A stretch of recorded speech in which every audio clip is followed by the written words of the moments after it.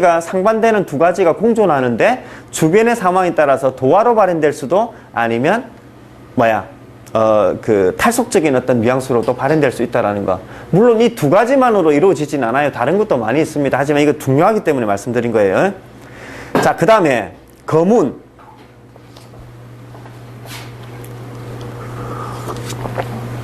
그래서 제가 줄을 딱딱 치놓은 거 요것만 여러분 꼭 기억을 해 주시기 바랍니다. 자, 거문. 마천금은 강태공의 아내인데 남편의 무능함 때문에 68배 이혼을 하였다. 자, 요즘도 이 정도 나이면은 정말, 그죠? 근데 이때 당시에, 이 나이에 이혼을 했다라는 것은 정말 진짜, 그때 그 뉴스가 글로벌 시대여가지고 뉴스가 있었다면 진짜 해외 토픽으로 나올 만한 어떤 그런 빅뉴스겠죠.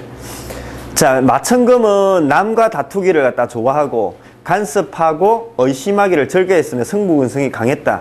그래서 거문이라는 글자를 딱 보니까 간섭하고 의심하고 다투기를 좋아한다 했네요. 자, 또 거문은 시래에 빠지면 자살할 가능성이 높다. 그녀가 죽은 뒤에 거문숭에 있게 하고 시비를 주장하겠다. 자, 한마디로 시비구설, 시비를 그러면 시비라는 이야기는 자, 옳고 그름을 지금 막 따지는 거라. 니가 잘했다, 니가 못했다.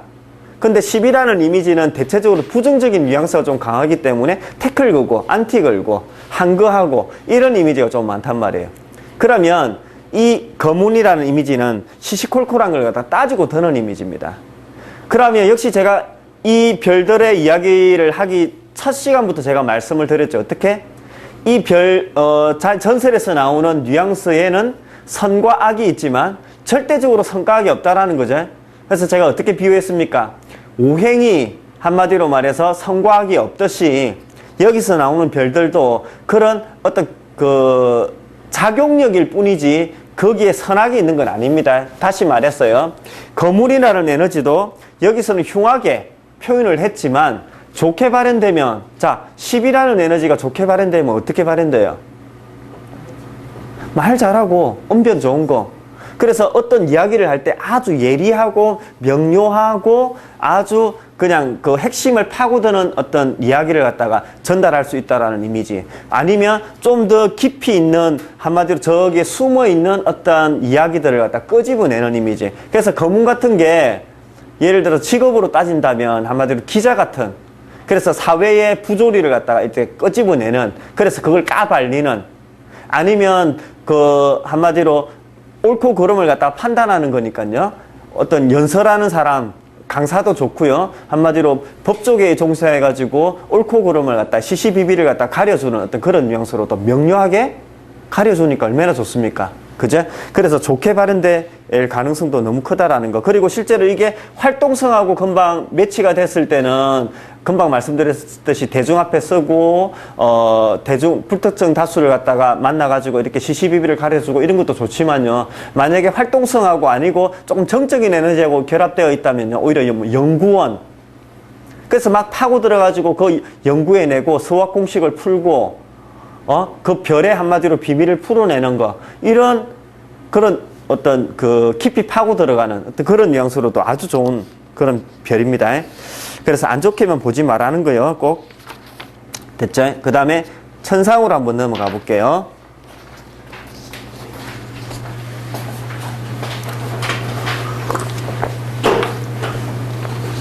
자, 은나라 중앙에 문태사라는 충신이 있었는데 폭군 밑에서 최고의 자리까지 지내는 것을 보면 문태사는 임금에 대한 충성심이 아주 대단한 인물이었음을 알 수 있다. 충성심이 대단한 인물. 이러한 속성 때문에 천상을 인성. 그래서 우리 그 도장이라는 말은 우리 생활에서 어떤 그게 있습니까? 이미지가 있습니까? 도장이라는 것은 뭔가 확정짓고 뭔가 인정하고, 그죠?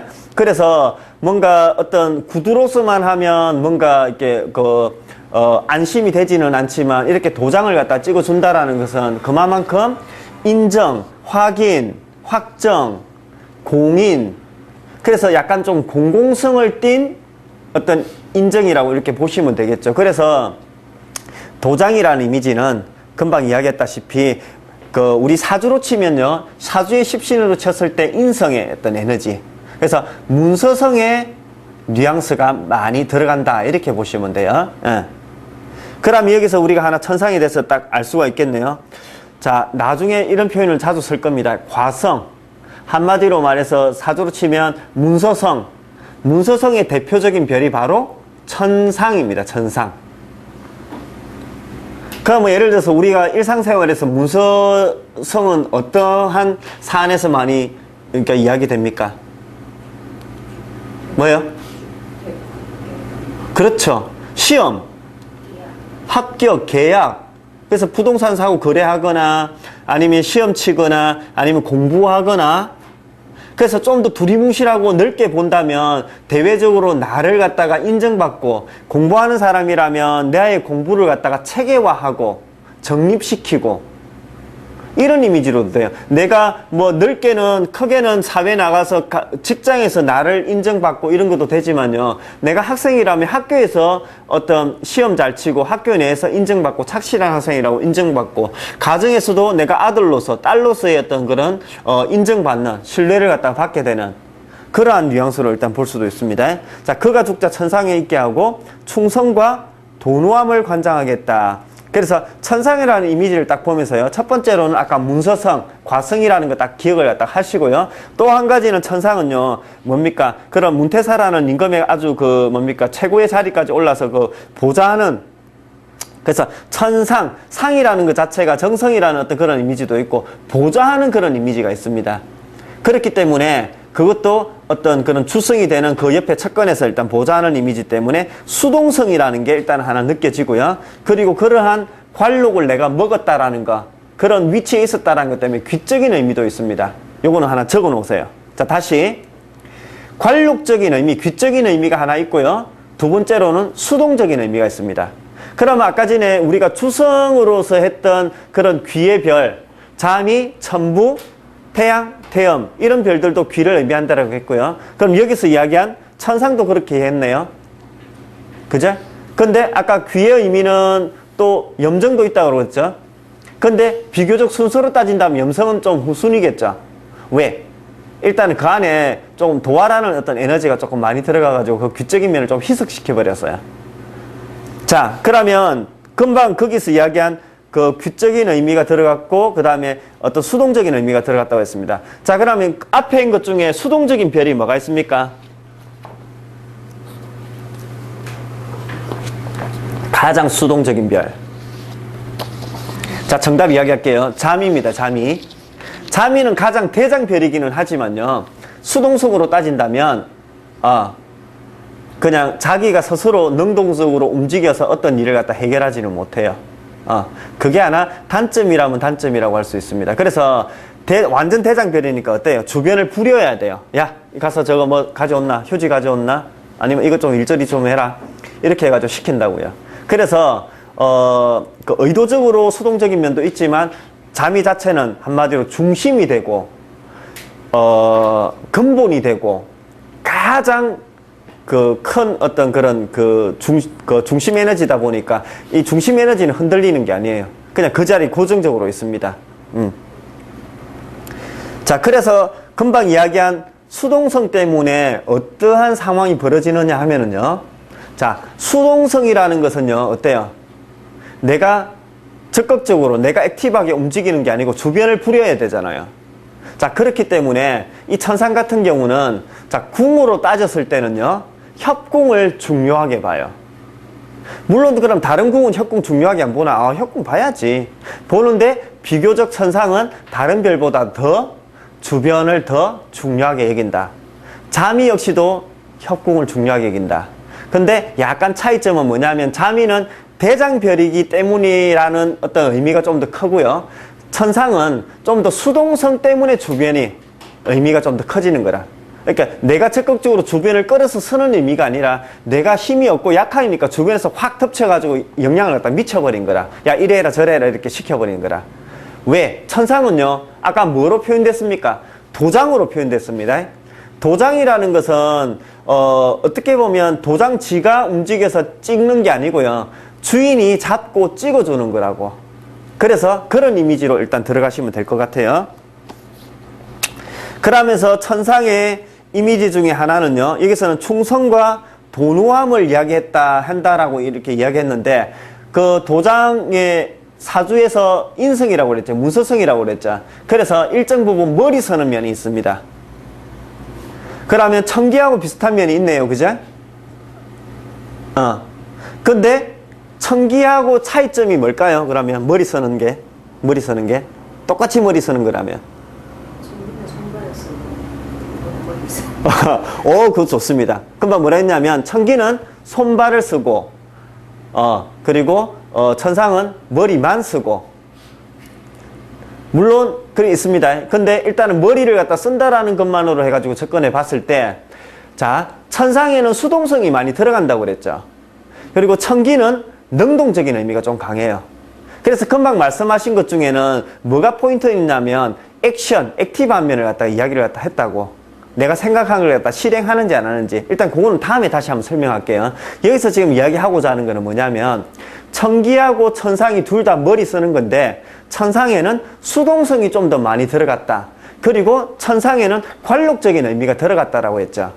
그러면 천상은 이런 이미지로 보시면 돼요. 예를 들어서 주인이 하면 상사가, 야, 이거 좀 한번 해봐 하면, 그거 착 이렇게 가지고 일머리 딱 생각하고, 요 어떻게 해가지고 이렇게 어떻게 짜가지고 어떻게 하면 또 이렇게 딱 되겠지 하는 어떤 그런 뉘앙스의 머리라면, 청기 같은 경우는 한마디로 어떤 털이 없이, 일단 물론 다른 거에 비해서는 털이 있기는 하지만, 일단 청기 같은 경우는 내 혼자 전략 짜가지고 이걸 어떻게 해가지고 돈을 벌지 하면서 약간 조금 거기에는 창조적인 뉘앙스가, 그래서 칠살이나 파군처럼 그렇게 파격적인 창조성이 아니지만, 천상에 비해서 비교적 좀 더 자율스러운 어떤 그런 분위기가 청기한테는 들어가 있고요.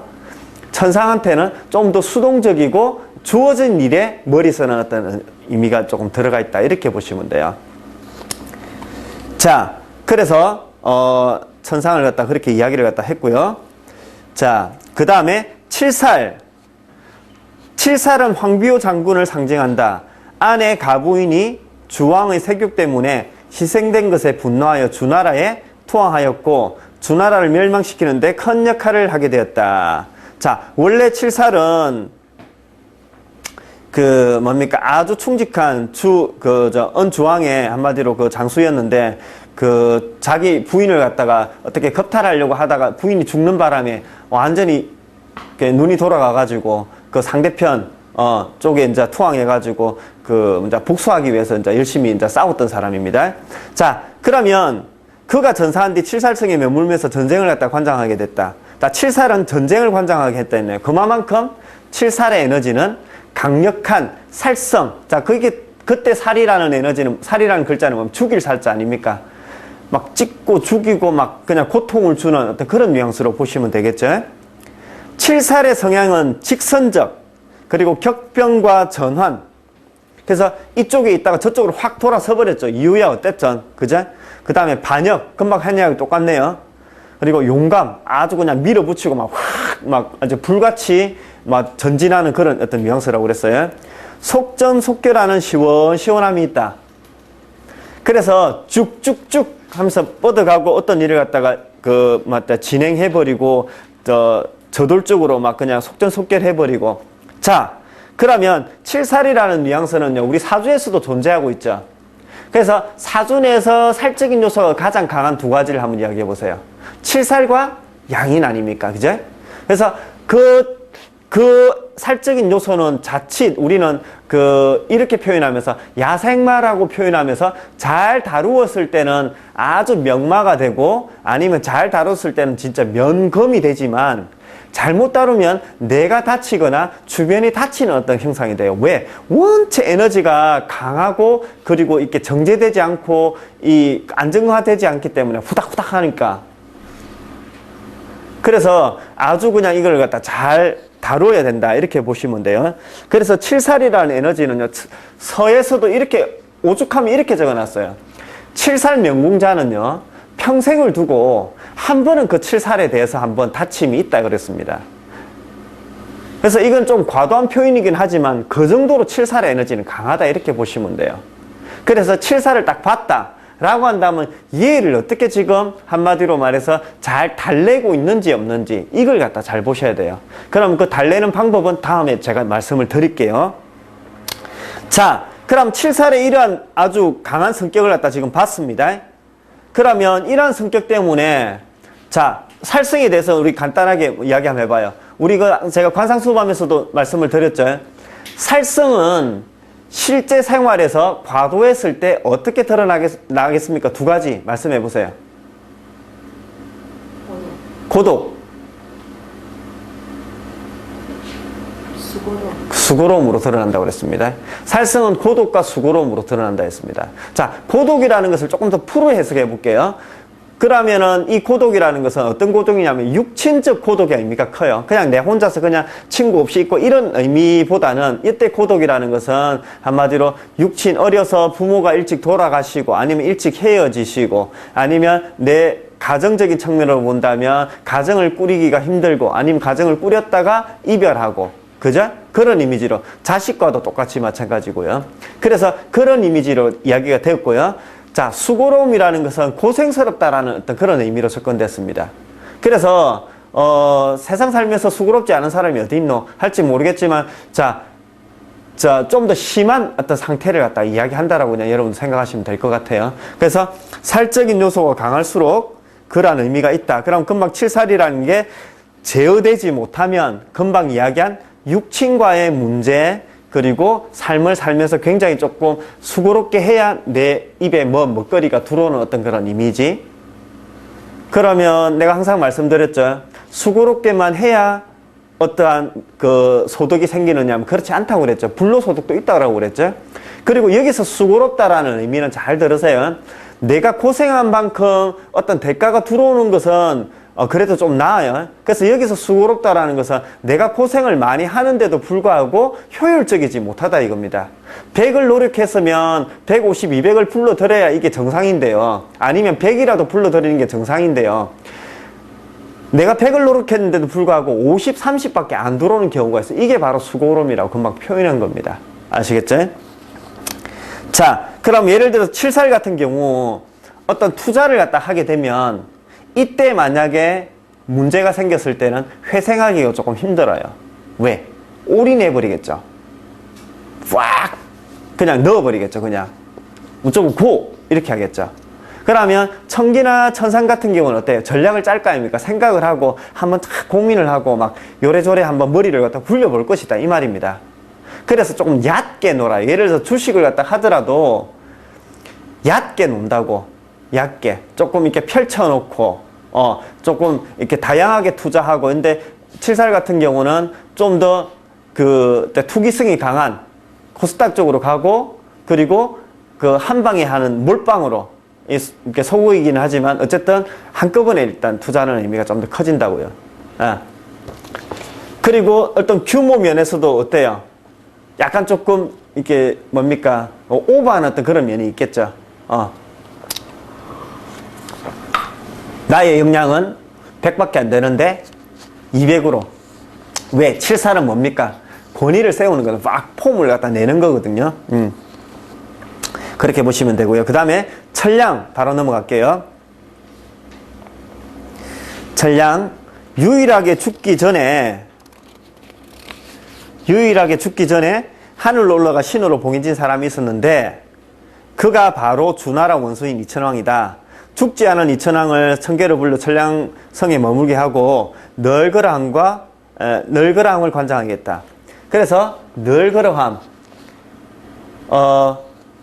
뭡니까? 그래서 천량 같은 경우는 조금 이렇게 후중한 에너지입니다. 그래서 딱 이렇게 조금 딱 안정적으로 딱 자리 잡고 딱 기둥이 되어 가지고 잘 변하지 않고 하는 어떤 그런. 그래서 여기서는 널그러함이라는 것은 오래 살았기 때문에 오래 존재한다라는 이미지. 죽지 않고 오래. 그래서 천량은 오래 사는 별이어서 노인을 좋아하기도 한다.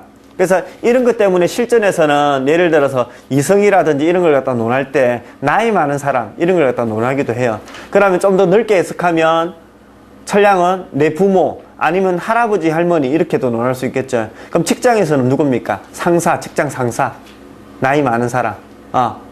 그래서 이렇게도 논하기도 하고요. 살벌한 전쟁을 100번씩이나 했다니 매우 험한 일생을 살았던 것인데 고로 천량의 봉흉화길의 의미가 있다. 자, 이 말은 뭔 말인가 하면 결국에는 천량이라는 것은 그냥 편안하고 안락하게 있으면서 자기의 풍요로움을 누렸던 것이 아니고 그 과정적으로 굉장히 수고로움과 그 고생한 면이 있단 말입니다. 그래서 흉을 갖다가 맞이하고 나서 길로 변화시킨다. 이것은 그냥 단순하게 이 글로만 해석을 한다면 흉을 이렇게 해석할 수도 있죠. 흉을 만나도 길로 바꿔버린다. 이렇게도 해석할 수 있지만 이러한 의미보다는요. 이러한 의미도 분명히 있긴 하지만 이러한 의미보다는 그 과정상의 수고로움을 거치고 난 뒤에 어떤 길로 만들어낸다. 또 다르게 한번 설명해 볼게요. 이 천량이라는 거 안에는 수고롭고 현극적인 면이 있기도 하고요. 그렇게 어떤 엄덕적이고 아주 안정적이고 조금 그런 복적인 측면도 있다라는 거. 이 두 가지가 공존한다라는 거. 그래서 제가 말씀드렸죠. 항상 이렇게 공존한 에너지가 있을 때는 주변의 상황에 따라서 그런 현극적인 면이 나올지 아니면 그러한 엄덕적인 면이 드러나올지 이거는 그 다음 문제로 봐야 된다고요. 그래서 가능성상으로 이 두 가지가 있다라는 거 꼭 기억을 갖다 해주시고요. 그래서 그 밑에 뭐라고 적어놨습니까? 현극. 그 다음에 엄덕 이렇게 적어놨습니다. 아, 천량에는 이런 두 가지 에너지가 공존하는구나. 그러면 쉽게 말해서 천량은요 옆집에 아마 후덕하고 마음씨 좋은 아저씨를 영상할 수도 있고요. 아니면 현극적인 면이라는 것은 옆집에 진짜 스크루지 같은 아주 독하고 아주 그냥 아주 그 살성이 강하게 돋아있는 그 할아버지를 또 연상할 수도 있단 말입니다. 그래서 어떤 형태로 드러날 것인지는 어때요? 길성이 포진된다면 엄덕적인 면으로 드러날 것이고요. 살성들이 주변에 포진된다면 현극적으로 발현이 될 것이다. 이렇게 보시면 돼요. 자, 그 다음에 파군까지 하겠습니다. 자, 언나라 주왕을 말하는데 탐낭을 보면 호색하여 이랬습니다. 그래서 별들끼리의 실제로 궁합이라든지 조합을 보기도 하는데요. 그러한 면적의 대표적인 게 바로 파군과 탐낭입니다. 그래서 아까 전에 우리가 뭘 했습니까? 탐낭 이야기하면서 탐낭 파군이 명신국으로 만나면 한마디로 말해서 조금 심하면 창기로 놀아난다라고 이렇게 표현할 정도로, 그죠? 그래서 실제로 전설에서도 그렇지만 자미두수 명반 내에서도 탐낭과 파군이 유기적인 관계를 크게 맺게 되면 금방처럼 좀 약간 조금 세속적인 면이 조금 더 커지게 된다. 이렇게 일단 기억을 갖다 해주시기 바랍니다. 무조건 흉한 거 아니다고 그랬죠. 예. 그래서 주변의 충신들의 말을 듣지 않으니 한 가지 일에 몰입하는 일이 생기면 주위의 사람들의 말에 아랑거리지 않고 자기 고집대로 한다 이랬습니다. 그냥 퍽퍽 저질러 버리는 어떤 그런 이미지죠. 안 들어. 그래서 파군은요 어떤 의미로 봐서는 상관의 기질이 강해요. 상관. 그래서 파격이라는 것은 사주에서는 우리 상관 아닙니까? 그죠? 근데 거기에 일정 부분 파군에서 그러한 뉘앙스가 있습니다. 예. 그래서 파군이라는 것도 어때요? 깨버린다. 자, 군이라는 이미지는 우리 보수와 위계 질서, 체계의 대표적인 어떠한 조직, 아닙니까? 근데 그런 것을 깨버린다라는 것은 파격이라는 의미의 가장 대표적인 표현이라고 볼 수 있습니다. 됐죠? 그래서 주왕이 주자 파군성에 영주케 하고 파손을 주관하겠다. 깨고 부수고 하는 거. 그럼 이 별이 좋게 발현됐을 때는 당연히 아주 창조성, 추진력, 실행력, 이런 것들이 아주 탁월해지겠죠. 그리고 파군이라는 이미지는 하나에서 쫙 나눠진다라는 이미지도 있습니다. 깨는 거니까 콩을 갖다가 쪼갠다. 돌을 쪼갠다. 그럼 나눈다라는 어떤 의미에서요. 그럼 둘이 된다라는 이미지, 둘, 셋이 된다는 이미지 아닙니까? 그래서 실제로 파트너의 어떤 의미가 강합니다. 그래서 사회적으로 본다면 동업이라는 어떤 의미, 아니면 내 개인적으로 본다면 겸직의 의미가 강하고요. 육친으로 치면 우리 소구를 한번 써볼게요. 우리 여기 경상도 쪽에서는, 부산에서는 쪼가리라는 표현을 갖다 써요. 옛날에 어릴 때 그 애인을 갖다가 논할 때 왜? 나의 조각이라는 그런 표현을 갖다 쓴단 말입니다. 그래서 그 어떤 배우자를 의미하는 바가 있고요. 좀 더 넓게 해석하면요. 내 일부분, 어때요? 자식, 내 일부분, 내 몸의 일부분이 지금 떨어져 나가는 거 아닙니까? 자식의 의미도 있다라는 거. 근데 일단은 파군은 조금 대등한 이미지로 먼저 보세요. 대등한 이미지로. 그래서 사회적으로는 어떤 겸직과 파트너, 동업자의 의미, 그리고 육친으로서는 배우자까지도 조금 보세요. 예. 근데, 어쨌든 그 정도로 일단은 딱 하시고요. 그래서 파군이라는 것은 일단은 살적인 어떤 요소가 강하다. 요 정도로만 기억을 갖다 해 주시면 되겠습니다. 자, 어차피 여러분들, 자, 지금 조금 빨리 나가다 보니까 여러분들이 한테 제가 전달을 못한 부분도 있을 거고요. 한데 어차피 이 부분은요 계속 이 과정이 끝날 때까지 계속 반복되는 이야기입니다. 그렇기 때문에 절대 그 스트레스 받지 마시고요. 또 반복을 통해서 여러분들 충분히 아실 수 있으니까 그 걱정하지 마시기 바랍니다. 조금만 쉬었다가 진행하도록 하겠습니다.